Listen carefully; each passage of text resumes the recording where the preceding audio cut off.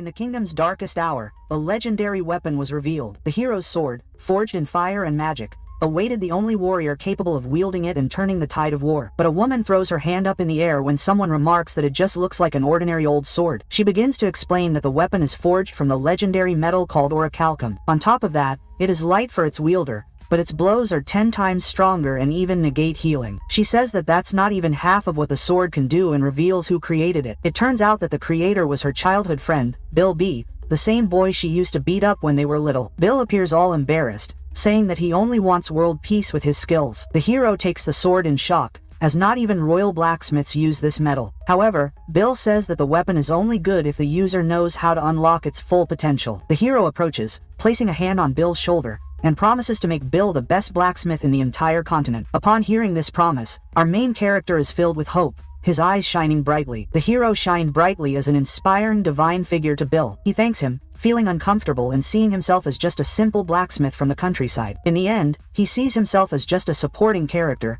but he is happy. His skills can be of help. Right after, Bill calls his friend Scipia to chat. He shows her a ring he made while working on the hero's sword. Stuttering, Bill says that the ring is made of orichalcum and would suit her well. Bill then tries to confess his feelings for her, but stumbles over his words. In the end, he only asks her to accept the ring as a gift. However, Chow says before he can give it to her. She asks Bill to give her the ring only after the Demon King is defeated. Upon hearing this, our main character is confused by her response. Despite that, he forces a smile and accepts her request. Bill then clenches his fist because he understood what she really meant by that. The truth is that he already knew that Chaba was the hero, but he decided to try anyway because she would be going far away with the hero to a place he could never reach. With a sad smile, Bill accepts his fate. He only wishes for his friend to be very happy with the hero. 4 years pass and someone shouts that the hero's group has finally defeated the great evil. 4 years later, Bill is at the forge while his uncle asks what was the point of saving the world. The apprentice complains that they can't pay the taxes and the forge will be confiscated. Annoyed by the comment, the uncle throws a bottle at the rookie. He then yells that it is the Empire's fault for only investing in the large state workshops. Bill then asks his uncle to stop complaining, since the government must have its reasons. Furthermore, he says that just knowing that he helped the hero makes him feel very proud. The apprentice scoffs that the hero is now called the Lord Protector of the Empire. The uncle feels guilty and says that if Bill had not taken over the family business, he would be better off. However,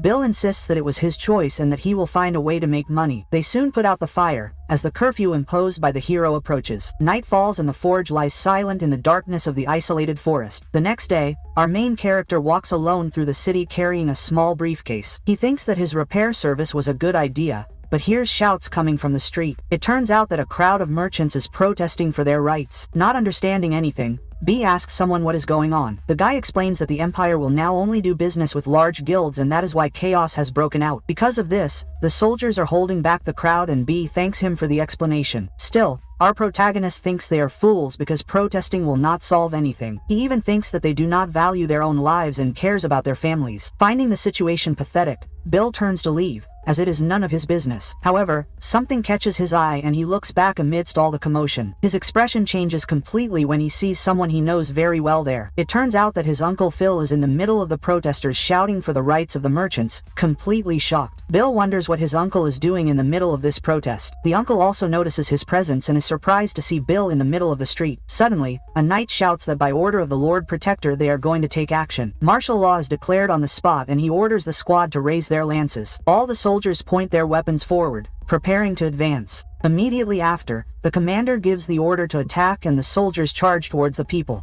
Without thinking twice, the knights begin to attack the unarmed protesters. Amidst the chaos, people run away in desperation and Bill is paralyzed with fear. Suddenly, a stream of blood whizzes past our protagonist's face. Realizing what has happened, he lets out a scream of pure terror. His face is now stained. His uncle Phil, seeing the scene, desperately screams for Bill to run as fast as possible. However, our main character finally reacts and grabs his relative's arm.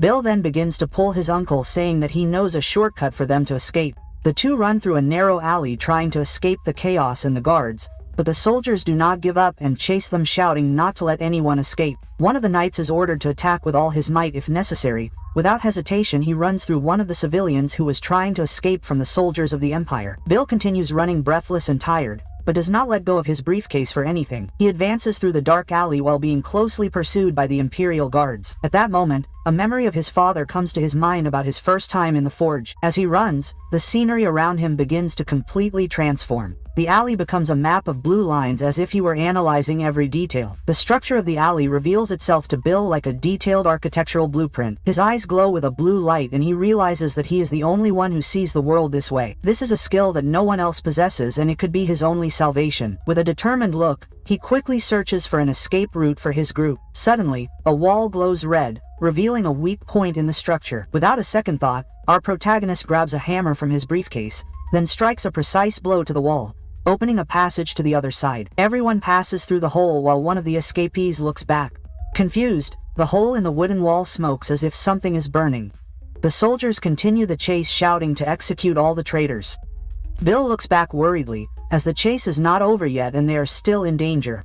The knights shout for the rebels to stop immediately or suffer the consequences.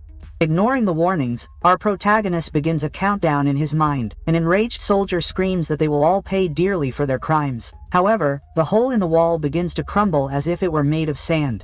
The count reaches 2 and the wall begins to crack even more around the hole. Shortly after, the number 1 appears in his mind and the entire structure becomes unstable. At 0, the wall begins to completely collapse into several pieces and thus the wooden structure collapses on the soldiers who are passing by. The knights are completely lost, not understanding what has just happened. Meanwhile, Bill and the others take the opportunity to escape amidst all the dust. They finally manage to reach the safety of the forge that is hidden in the forest. Inside, Bill is in a state of shock, replaying over and over what happened in the city. He falls to the ground in despair while his uncle Phil apologizes for what happened. Phil tells him to calm down and asks Bill to explain what he did to save them. But our protagonist, still shocked, asks what that ability was. The uncle says he doesn't know the details, but the Empire's reaction was exaggerated. He then says that Bill must have felt how the government crushed the weak with its hands on the ground. Bill begs his uncle to never get involved in protests again, but Phil questions what will happen to the country and everyone gives up fighting, kneeling on the ground. Bill says that the country is the Lord Protector's problem, not his uncle's. He confesses that he is afraid because his parents never returned from the war and he lost Scipia. Phil listens in silence as Bill says that he works hard so that they don't lose the forge. Crying,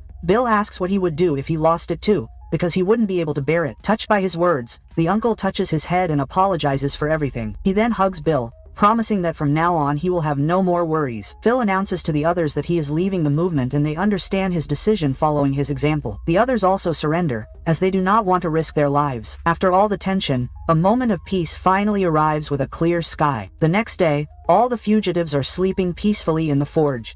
Our protagonist then begins to slowly wake up after a restless night. He opens his eyes, still a little sleepy from everything that happened recently. Beside him, his uncle also wakes up and apologizes once again for the scare he gave him. Bill is relieved and promises that his uncle will not have to worry about the forge anymore. He finally lies down again thinking that things have finally returned to normal. But the peace is short-lived, as the door of the forge is kicked in with a violent bang. Immediately after, the soldiers of the Empire storm the place and the commander orders everyone to be arrested. Bill is apprehended and accused of treason to the state, leaving him completely shocked. Everyone is tied up and taken outside while our protagonist does not understand anything. He finds everything very strange because they should have been attacked during the night. Furthermore, the place is isolated, so Bill wonders how the soldiers found them. Suddenly, one of the fugitives shouts that this was not what they agreed on. It was Tom who defended his master, saying that Bill never took part in the protests, while everyone is being taken away. Our protagonist finally understands what happened. He stares at his apprentice Tom and realizes that he was betrayed by the one he trusted the most. Tom is desperate and cannot even look his master in the eye out of sheer shame. With his hands tied, Bill quietly asks the reason for the betrayal. Then he screams at the top of his lungs, asking why Tom sold them all out. The apprentice explains that they promised him that they would not take Bill under any circumstances. It turns out that the soldiers said that Uncle Phil was completely useless to them. Crying, Tun says the forge was going to be confiscated and Uncle Phil was drinking and going to protests. Plus, the government offered a reward for anyone who would turn in those involved. So he figured with Uncle Phil out of the way, the forge could start over from scratch. In the end, he just turns around and apologizes to his master for all the treachery. Sometime later, trumpets announce the arrival of someone very important and we see that our protagonist has been taken to the throne room of the Empire. Bill is all cleaned up and shaking with fear as the Lord calls him comrade. It turns out the Lord Protector is the hero Oliver Prime, who tells him to calm down. Our protagonist feels uncomfortable and says it's a little hard to feel comfortable there. Then Oliver gets straight to the point and asks if he joined the People's Movement. Bill panics and falls to the floor saying he's a big fan of the hero. Oliver laughs and says that nowadays Bill is the only one who still calls him that. He reveals that he already knows that Bill is innocent because a witness confirmed everything. The protagonist is very relieved and wonders who helped him. Finally, Oliver says that he paid the debts of the forge and Bill is speechless. Oliver says that it was nothing, since it is a favor for the man who saved humanity. In the crowd, a man asks, "Who is Bill to be treated like this by the Lord Protector?" His friend then begins to talk about the 3 great master blacksmiths of the world. Besides the Cyclops of the Demon Realm, there is also a Vulcanist from the Abilene Kingdom. And finally we have the golden hand of the VTER Empire known as Midas. He then reveals that the greatest of them all is Billback, the Midas who forged the hero's sword. The other man doubts it, since there are more than 20 masters in that kingdom alone. But his friend explains that Bill is modest, but everyone knows that he is the best. Our protagonist then gathers his courage and decides to ask the hero a question. Oliver smiles and tells him to ask whatever he wants without any problem. Bill then says that he lost contact with Scipia and wanted to know about her. Upon hearing the name the girl, Oliver's hand tightens on the arm of the throne. Still, she says that she is on a mission and will return to the forge later. Our protagonist is very happy and thanks the hero for the great news. Finally, Bill says that he only has one last thing to talk to Oliver about. A little embarrassed, Bill asks if his uncle can come home with him. Oliver then, with a serious look, asks, "What if it's too late already?" Our protagonist is shocked, not understanding what he meant by that. Suddenly, the hero starts laughing, saying that it was just a bad joke. Bill remains confused by the joke while the entire court laughs along with Oliver, but the Lord Protector soon becomes serious and says that it was a mistake to try to make a joke. He explains that Bill's innocence has been proven,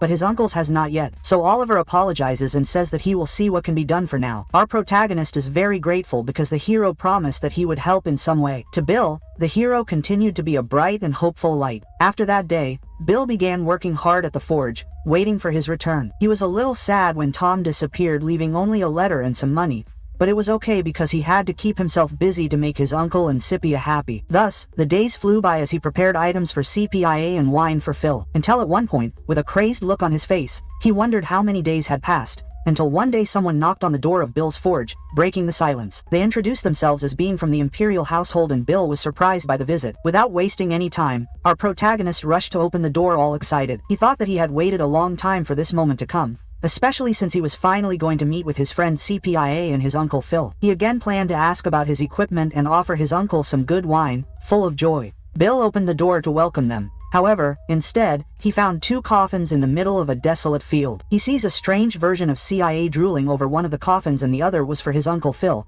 marking the worst day of his life forever. At that moment, our protagonist's world completely collapsed as he remembered that day. He sees Oliver and asks what happened to his leg. His spectral form seems to be in great pain and agony in that place without stopping until he finally falls from the coffin and vanishes into thin air like smoke. Back in the present, we see Bill with a vacant and aged look from the pain. Bill wonders if he is dreaming as he sees Oliver leaning against one of the coffins. He slowly approaches the wooden object in disbelief of what he is seeing, crying. He asks what his uncle is doing lying there like that. After all, he had even bought an expensive drink for them to celebrate together. Suddenly, our protagonist begins to laugh in a completely uncontrollable way, but the laughter soon turns into a scream of pain and despair that echoes throughout the place. He screams incessantly, asking why this is happening to him. In an act of madness, Bill begins to shake the coffin, begging it to wake up. The pain was so intense that it felt like his own flesh was being torn apart. In that moment, he remembers Oliver's lie about the SPIE mission. The memory of that false promise gave a new direction to his growing rage. He also remembers the empty promise that the hero would help his uncle return, and so all his fury finally found a target upon which to unleash itself.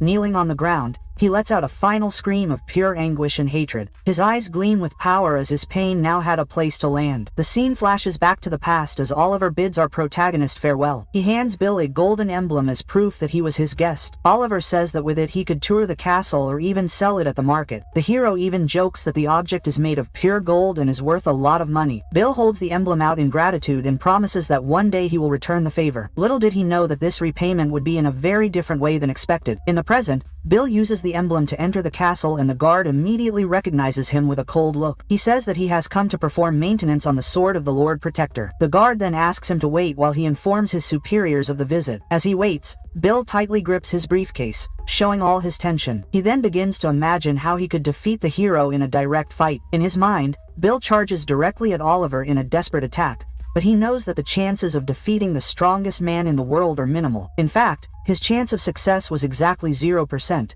because in his imagination he is easily defeated and called a rat by the hero. After all, our protagonist is a blacksmith, not a true warrior. Furthermore, the hero has the strongest sword in existence and it would be impossible to defeat him. That is why he thought long and hard, and the answer to his revenge was quite simple. It was something that only a blacksmith could do and that no one would ever suspect. His plan was to simply use his repair trade to his advantage. After all, a blacksmith fixing a weapon is the most normal thing in the world. In this way, Oliver completely let his guard down without any suspicion, and so the most powerful weapon ended up in the hands of our protagonist with the most powerful man in the world defenseless. Bill thought his plan was brilliant. He then asks if he should use the hammer or the hero's own sword. Annoyed, Bill yells at him to answer, but Oliver says he never wanted to be a hero. Our protagonist is confused and scoffs, asking if he is going to complain about his life. But Oliver explains that he became disillusioned because one person cannot save everyone. Bill slams the table and says that he brought peace to the world and should not talk like that. Finally, the hero agrees that he did indeed save the world from destruction. However, he questions what would have happened if the Demon King's army had never invaded and if he had never needed to save the world from such a great threat. The hero then explains that the solution was quite simple from the beginning. They just needed to be so powerful that no one would dare to challenge them. So if the country was strong enough, the war would never have happened. That's why, after defeating the Demon King, he found the ultimate answer. Bill remains silent as the hero prepares to reveal his plan, and the answer was that he himself would rule the country forever. So he eliminated the corrupt nobility and sought out new talent for the empire. Oliver raises his hands and says that he will not rest until no one can challenge them. He then asks if Bill understands why he was brought to that place. But our protagonist doesn't care and launches himself at the hero with everything he has. He shouts that if Olivier is done talking, then it's time for him to go to the other world. The hero is surprised by the attack, but doesn't seem to be the least bit concerned. He simply points a finger at Bill and says that it's a real shame. Oliver then shoots a magic arrow that pierces our protagonist's shoulder. Bill feels excruciating pain and his body is thrown backwards by the force of the attack. With the impact, the hero's sword falls to the ground and he screams in pain from the wound. The guards run into the room upon hearing the scream and find Bill on the floor. They ask if the Lord Protector is okay, but he says it was nothing serious. Bill is immediately arrested for attempted assault on Oliver Prime. Our protagonist then asks how long he knew about his plan for revenge. The hero explains that it was the wrong question to ask at that time. After all, he defeated the Demon King single-handedly, so it would be obvious that he would sense his intention. Bill is intrigued and asks what was the reason for not attacking him sooner. Oliver replies that it is simply because he is very capable and talented. He then reveals that he wanted Bill as one of his closest allies. The hero extends his hand and says that the offer is still on the table for him. Bill is surrounded by guards as Oliver waits for an answer, asking if he is serious and saying that he will decide after one more question. Oliver finds it amusing, but agrees to answer his question honestly. With a serious look, our protagonist asks, what happened to Sia? He wants to know why she ended up in such a horrible and unsalvageable state. The hero then explains that she was very capable and defeated 200,000 demons, but in the final battle against the Demon King she ended up losing her leg. Still, she did not despair and they managed to defeat the great evil. Thus peace finally returned to the world after a long and hard war. However, this peace was short-lived and humanity began to fight among itself with the power of the kingdom weakened. Even the heroes went to the front lines of battle. It turns out that Sia was left behind in a wheelchair. She felt useless and alone while all her friends were fighting. Consumed by loneliness, she must have collapsed on the floor in sadness. So she resorted to something forbidden to make herself useful again. Using dark magic, she managed to return to the battlefield once more. Finally, Oliver says that Bill has already seen the side effects of this dark power. The hero then asks if Bill has his answer to the proposal, but our protagonist ignores him and says that he has not yet answered his question. He then questions why Oliver did not stay by her side to help her. After all, she was his comrade and he let her get to that sorry state. Bill screams that she lost her leg fighting alongside him to save the world. Besides, as the Protector Lord, he had the power and influence to have helped her. The memory of a happy Scipia running comes to his mind like a stab in the gut. He then says that she needed him more than anything. Our protagonist doubles over in pain and then asks what the whole story is. Oliver then questions if he is trying to shift the responsibility onto him. He screams that if Bill was so worried, why didn't he go and help her himself? After all, while he was saving the world, our protagonist was safe in the forge. Oliver then points at him and screams how dare he lecture him. The hero then calls him a coward for running away from his responsibilities. He finally falls silent waiting for an answer from our protagonist. Oliver begins to laugh mockingly and repeats the word coward. Suddenly he turns around with a crazed and hateful look. With a quick movement he cuts off our protagonist's arm. Bill is in a state of shock, staring blankly at the place where his limb should be. The hero then screams that he has no responsibility for something that is useless to him. He says that he spared his life in recognition of his past services. Bill's severed arm falls to the ground in a pool of blood and pain. Our protagonist screams at the top of his lungs as Oliver walks away. The hero then walks away, leaving Bill behind to grieve over his loss. Sometime later we see Bill's old forge, which is now abandoned.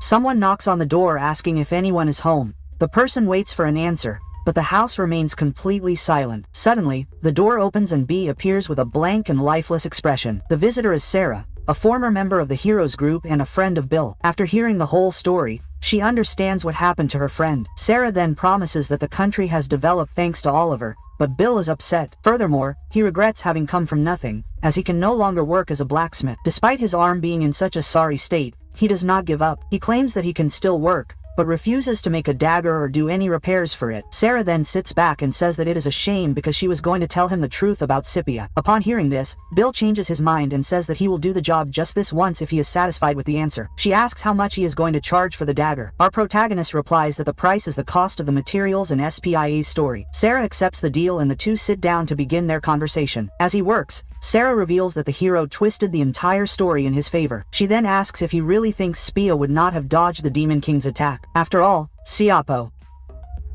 second only to Sarah herself. She drops the ring and says that the Demon King was fast, but he was not that strong. That was the same orichalcum ring that Bill had made for Scipia years ago. Finally, Sarah reveals that she did not fail to dodge. She chose not to. It turns out that she sacrificed herself to protect the hero from the Demon King's attack, and the reason she returned to the battlefield was completely different. In fact, it was Oliver himself who asked Sia for help in the war. He needed to win in order to become the Protector Lord, but the tide was against him. However, CIA rejects the request because she doesn't think she can be of any use in her condition. She then shows her leg and says that she can't do anything to help him. The hero approaches and tells her not to worry about that small detail. He then shows her a grimoire that they found in demon territory. Scipia is shocked because it was a book of forbidden dark magic. She tries to argue that such power should not be used by anyone. Oliver clenches his fists and doesn't seem to like her answer very much. She then explodes and throws the book at him in a fit of rage. The hero shouts that they are comrades and she can't refuse his request. Oliver then approaches and begins to give a speech about their relationship. He says that he thought of her as more than just a simple battle comrade.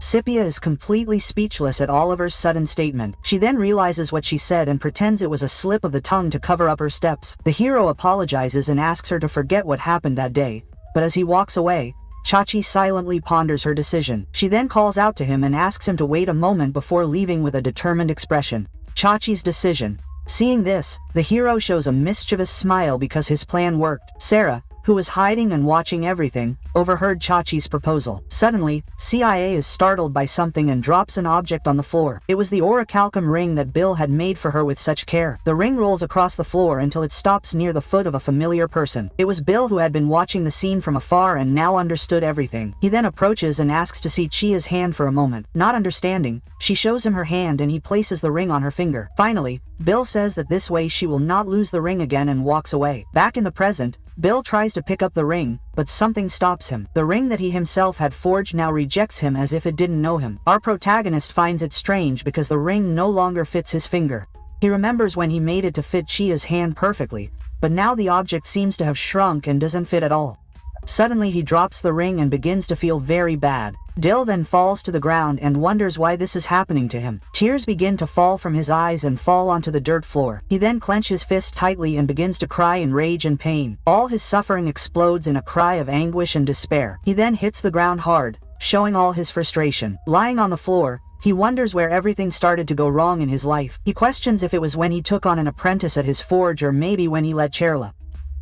Finally, he wonders if the mistake was giving the sword to the hero. Bill thinks that everything he did only served to show how weak he was. He feels completely helpless, lying on the ground without the strength to get up. Suddenly he has a vision of a woman smiling gently at him. Arapia, who approaches him and touches his face with care and affection. Tears fall from his eyes and he wonders what is happening. He then questions if she is trying to comfort him. After all, he feels guilty because he never did anything for her when she needed him the most. Determined to change his fate, Bill picks up his hammer with his remaining hand. He then promises Scipia that he will fix all his mistakes. With a powerful blow, he begins to forge a new weapon with all his might. His body fills with energy as he works non-stop at the forge. He promises that he will fix everything no matter what happens from now on, and thus an intense glow fills the place, showing his reborn power. Sarah then says goodbye and says that she will return in 2 weeks to collect the dagger. Finally, she confesses that she too feels guilty for not stopping Oliver. Bill listens in silence as she prepares to leave. She then says that if he needs help, he just has to call her. She promises to help him at least once, and then leaves for some time. Then, a large explosion of light occurs in the forge. Our protagonist, now with a metal arm,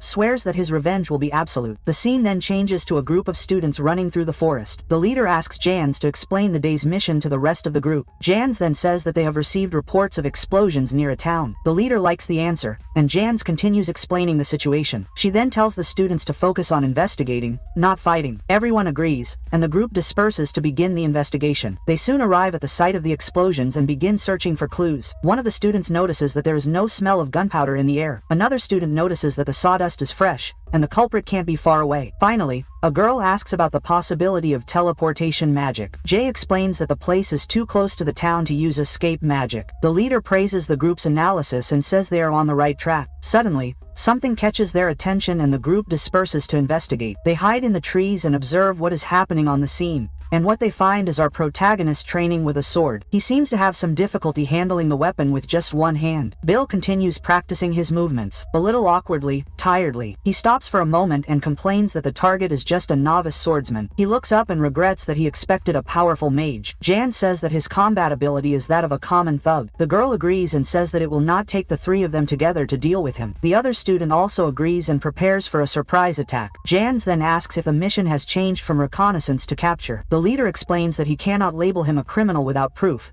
but then pulls out a wanted poster with our protagonist's face on it. It reads that Bill is a blacksmith and has many special notes. The leader is shocked to see that he is accused of trying to attack the Lord Protector. He then shouts for Group A to prepare for a capture mission.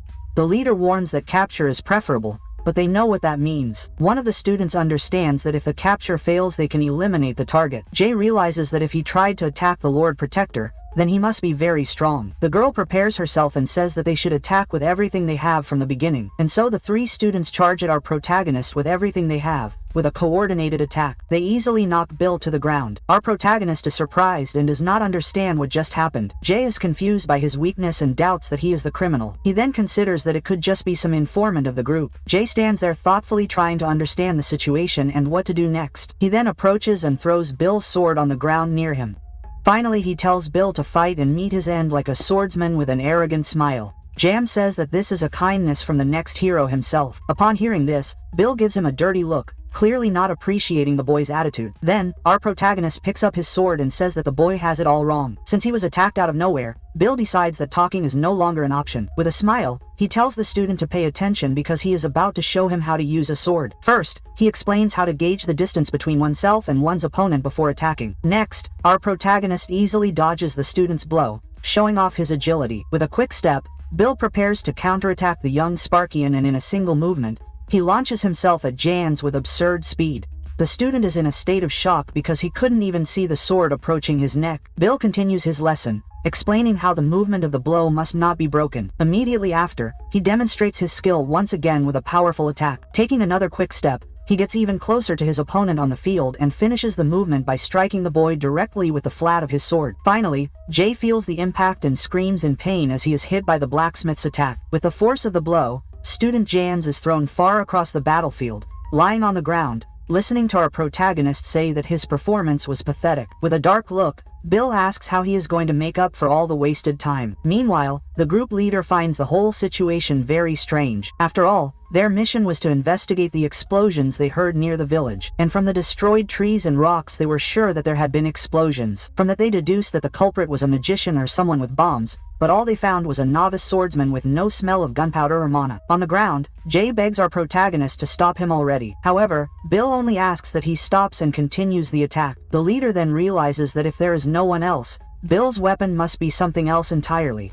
Desperate, Jay extends his hand and tells them to just end it because Bill's weapon was not a sword, but something more like a cannon. Suddenly, a huge blast of red energy erupts and hits the student, and we see an image of a hand with chains breaking under all that power. Screaming in pain, Bill grabs his arm as the leader calls him a coward for hiding his weapon. It turns out that the chains on his metal arm break from the power of the explosion. Our protagonist then realizes what happened to his left arm after the attack. He then questions what kind of swordsman drops his own sword on the ground. So, on the ground, Jay is still mocking and wondering if Bill can even be called a swordsman. Yeah, upon hearing this, our protagonist becomes enraged by the student's comment. He then vows to cut the boy's mouth off along with the rest of him. Completely desperate, Jan closes his eyes and tries to protect himself from the final blow, but the swords collide in midair before hitting the target on the battlefield. It turns out that the leader of the group intervened and stopped Bill's attack just in time. Our protagonist shouts the man's name in surprise at his sudden intervention. The leader then praises Bill's strategy, as it was really good against them. He had enough destructive power to take out his target in one hit. However, at the most critical moment of the fight, the young apprentice hesitated as he ended up closing his eyes in fear and lost the opportunity to attack Bill. The leader explains that this moment of hesitation shows that Jans has never taken a life before. He also says that no matter how hard they try to attack you, taking a life is never easy. One of the students complains that Jans was almost defeated, but the leader tells the boy to be quiet. The leader then tells everyone to keep quiet and watch our protagonist carefully. He then questions whether Bill really seems like a good training partner for them. Bill yells that they can't just take him away and that they should use the opportunity to train. However, the leader says that from the beginning Bill didn't show any hostility towards them, and without that hostility they can't fight seriously, and our protagonist agrees. Then, the leader orders Squad 3 of the group to take out their training talismans. Jans is very confused, not understanding what these talismans are for. The leader calls the criminal Bill and asks if he is familiar with the hero curriculum. He explains that one of the mandatory programs is to train the students to attack evil without hesitation. To do this, they use a live criminal so that the students get used to blood and screams. The other students find the name Bill Billier and remember something very important. It turns out that the name on his practice assignment was Phil Bark, not our protagonist. Realizing that they are talking about his family, Bill lets out a scream of pure rage. The leader of the group then confirms our protagonist's suspicion with a serious look. However, he notices that Bill's determination is not entirely complete yet because the leader sees that our protagonist is still in pain and is not ready to fight. Suddenly, Bill clenches his fist as he finally understands what he needs to do. He looks at the students and thinks that in order to defeat Oliver he needs to do something drastic. It turns out that he needs to erase everything the hero created, including those students. With a smile of the mind and tears in his eyes, he accepts his new dark goal. Then, our protagonist stands up and asks them to wait a moment before attacking. He then asks if they need a real combat training target. Bill says that he is a blacksmith and fighting like this will not be good training for the group. Not understanding, the leader questions what he is trying to say with all this. Our protagonist then replies that he just needs a little time. He asks for some time to arm himself and promises that he will do his best to defeat them. However, the other students think that he just wants to run away and ask the leader to finish him off. Our protagonist repeats the words run away with contempt and disdain. He then questions if they really think he would escape. With a tired sigh, Bill seems to have accepted his fate. He suddenly breaks out into a smile of the mind and confirms that he is not going anywhere. Seeing his determination, the leader accepts the young man's proposal. He then asks how much time our protagonist needs to prepare. Bill replies that an hour is enough and the leader tells him to get going. However, he warns that Bill already knows what will happen if he is late. One of the students jokes that he will feed his leftovers to the pigs. He then holds up a piece of meat to reinforce his mediocre joke. Time passes and the boy insists that our protagonist has run away. The girl complains about the lost credit, but the leader tells them to wait a little longer. Completely bored, the girl stretches from the wait. Suddenly, a metal hand appears from the sky reaching towards the student. The object is caught in midair and the girl is left without knowing what just happened. Immediately after, a large fiery explosion occurs in the middle of the battlefield, and amidst the smoke, a metal hand forms and grabs the object in midair. The girl screams in despair as the metal arm flies towards her on a chain. Right after, Bill appears in full armor and imposing on the scene with a glowing blue eye. He says that now only 35 fingers remain. Furious, the student screams at the others to finish Bill off as painfully as possible. The other two students then charge at our protagonist with everything they have. They attempt a combined attack, but Bill doesn't seem to care in the slightest. With a serious look, our protagonist prepares for a real fight against the group, then draws a sword and gets into a combat stance against the young students. The leader then asks, "What do you do against an enemy with such heavy armor?" He answers his own question. The targets are the joints and one of the students goes on the attack. The boy manages to land a blow near the joint of our protagonist's armor, because the joints connecting the armor are made of very thin fabric or chains, so they continue to relentlessly attack the weak points of Bill's armor. However, even at the joints the sword can't pierce his armor.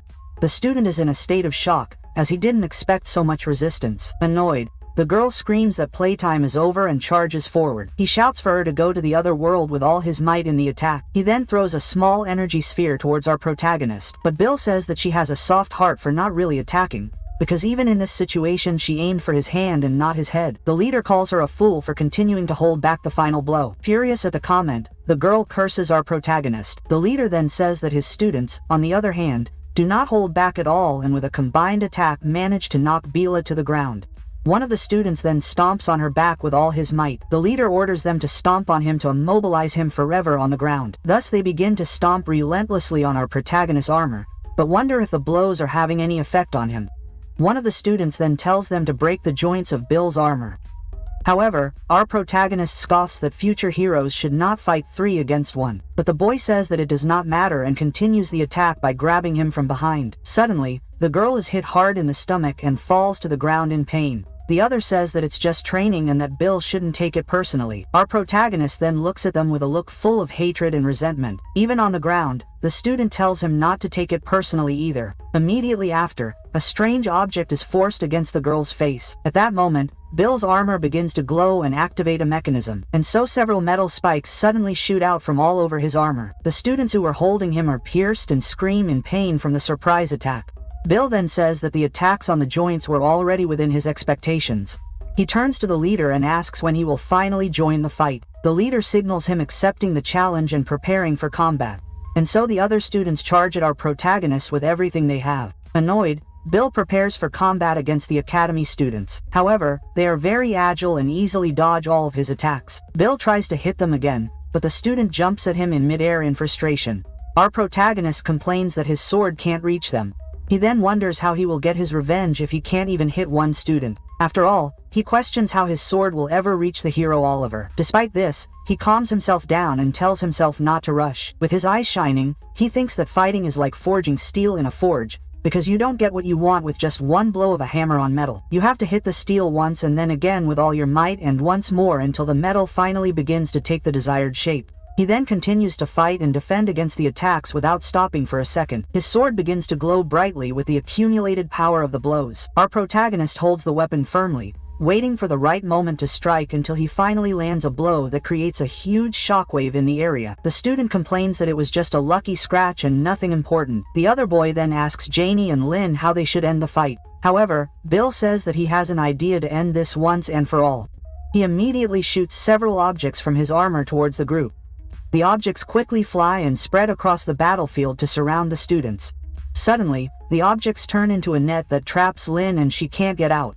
Our protagonist then says that not even the strength of an ogre could break that net. The other student shouts that if they don't return in time, the academy will send reinforcements. With a smile he says that time is on their side and Bill doesn't stand a chance. But Bill easily cuts the net and asks if he thought he hadn't considered that. He then asks if they know the reason why he only activated the trap. Now it turns out that Bill also needed some combat training and thanks them for their help. The student begs not to be attacked, but Bill says that he will start by collecting fingers. In desperation, the boy shouts for Bill to remove his hand from him. Immediately, he finally shouts for help to his leader, who is watching from a distance. But the leader only says that the student passed the test, ignoring his plea. And immediately after, the boy is silenced with a quick and precise blow. Blood splatters all over Bill's armor, who just watches the scene. Then the leader turns to our protagonist and says that he also passed the test. With a smile of intelligence, he congratulates Bill on his excellent performance in the fight. It turns out that now all the other students are also trapped in the net. Lynn lets out a scream of pure terror when he sees what happened to his colleagues. The other boy calls Bill crazy, not understanding what is happening. However, he is attacked from behind by his own leader, who ignores him. The student is completely in a state of shock, unable to believe his teacher's betrayal. And so the leader ends the lives of his own students without mercy. Then he tells everyone to finally rest in peace. He also hopes that they will be reborn in a world with better adults. Bill remains in a defensive stance, not lowering his sword for even a second. Finally, the leader tells him not to be so defensive, as the fight is already over. The leader repeats that he passed the test while our protagonist remains on the ground. Bill is in a state of shock because he couldn't see anything that happened there. He then wonders why the teacher attacked his own students like that and also thinks about how he should fight a monster like that.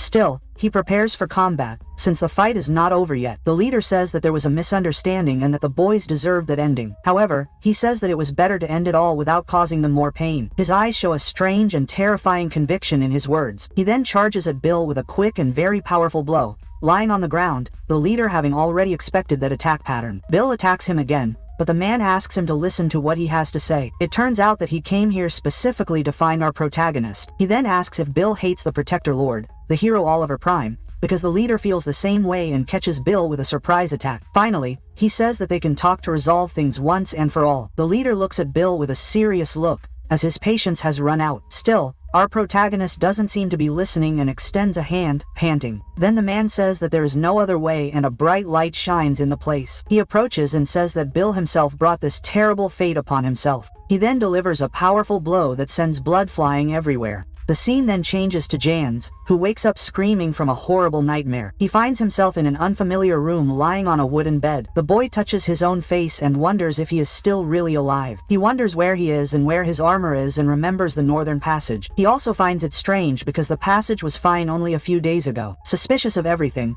he grabs a small knife that was on the table next to him. Jans opens the door and notices that the wind has changed and started leaving footprints. With the knife in hand, he walks carefully knowing that it could be dangerous. The student then peeks through a crack to see what's going on outside and sees Bill with a group of people while someone asks about the key. A man named Baron compliments Bill's strength control while talking to a young man. Meanwhile, another man drinks nonstop and asks Draco to bring more alcohol. A young man offers a sweet to a girl who begins to cry with joy. The girl is delighted with the gift and holds it tenderly in her hands. Upon seeing the scene, Jans is in a state of shock and squeezes the knife because that was Scipia. Suddenly he hears someone say that they are awake and is surprised from behind. His eyes widen in fear as he realizes that he has been discovered. Without thinking twice, Jans attacks the person with the knife in a desperate strike. The group is startled by the shock and screams for their boss who was attacked. But Bill just says that he is fine and tells everyone to sit down again with a smile. He says that he managed to block the blow, but the knife went through him. Annoyed, the red-haired boy asks if Jans wants to hurt himself and doesn't know who the boss is. Then B calms him down and says that he must be confused and scared about everything. He then asks if Jans forgives him for bringing Scipia without his permission. Finally, the leader introduces himself as Wet Tyler and gets straight to the point with Jans. Bill then invites Jans to join his group to take down the Protector Lord. Jay repeats the question and the leader says that his skills would be of great help. However, our protagonist rejects the offer on the spot without thinking twice,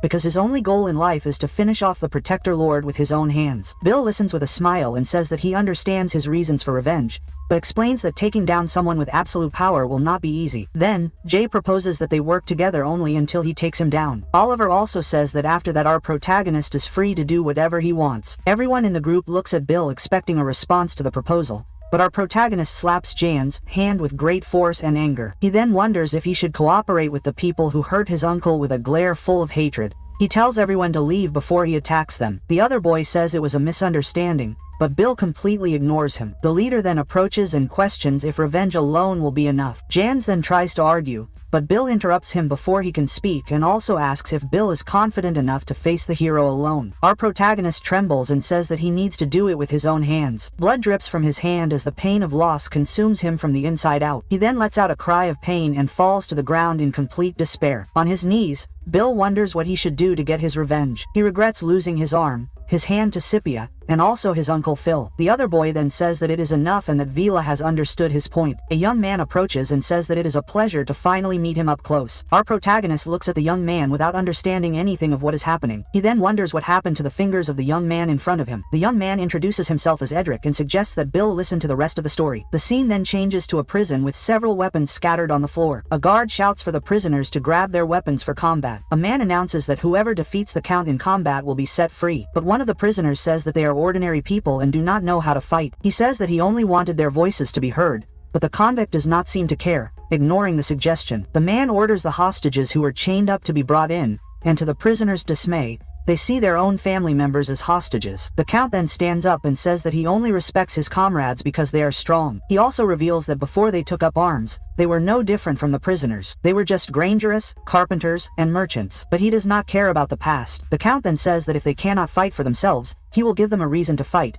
and harasses one of the female hostages in front of everyone. In desperation, her husband charges at the Count to protect his wife. However, the man uses the woman as a human shield to ward off the attack. The young man is in a state of shock as his wife stands before him like a queen. Without hesitation, the Count stabs the woman in the back in front of her husband with his stained weapon. He asks why the others are just standing there doing nothing. He even questions whether he needs to help them fight again. Finally, consumed by hatred, the prisoners rush to attack the Count with everything they have. The Count watches the prisoners run towards him without showing any reaction. He then throws his weapon into the air and prepares for a real fight. In the blink of an eye, a bloodbath ensues and everyone is defeated. Finally, the man says that weakness is a sin and that is why they all perished.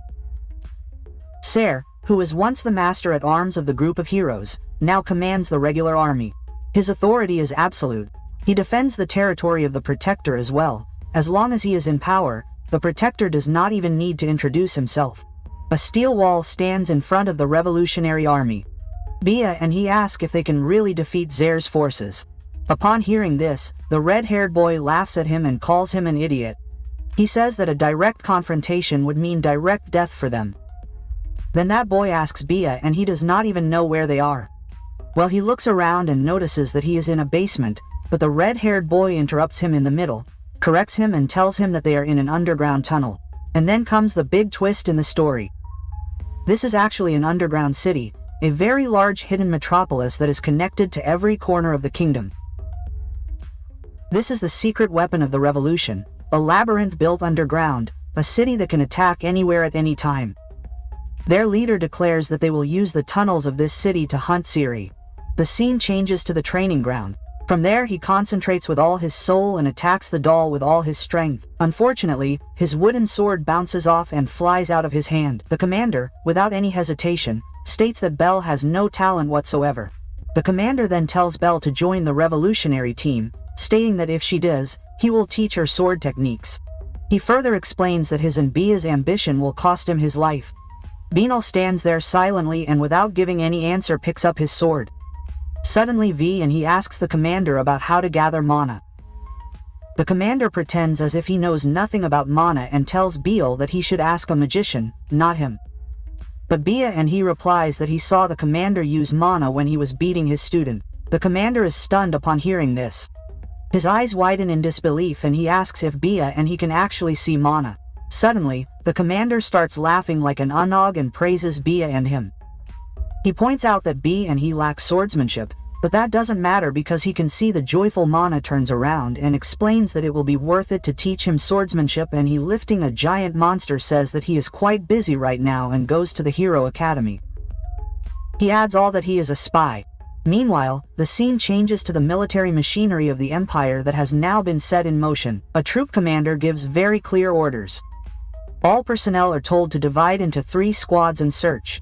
The order was to use signal magic immediately upon seeing anyone suspicious. The soldiers respond together, understood. Their discipline was the complete opposite of the revolutionaries. The Empire is organized, efficient, and ruthless, but the revolutionaries know where to strike to cause the most pain.